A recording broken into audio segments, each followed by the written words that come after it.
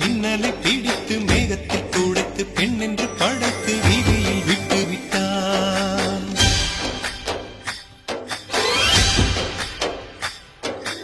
இப்படி இன்னொரு பெண்மையை படைக்க தன்னிடம் கற்பனை தீர்ந்ததை எண்ணித்தான் பிரம்மனும் மூர்ச்சையுற்றான்.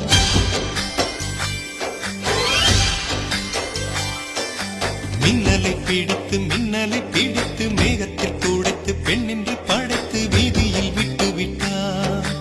இப்படி இன்னொரு பெண்மையை படைக்க தன்னிடம் கற்பனை தீர்ந்ததை எண்ணித்தான் பிரம்மனும் மூர்ச்சையுற்றார். அவளின் நாசிக்குள் நுழைந்த காற்று உயிரை தடவி திரும்பும் போது மோட்சம் அடைந்து ராகங்கள் ஆகின்றதே.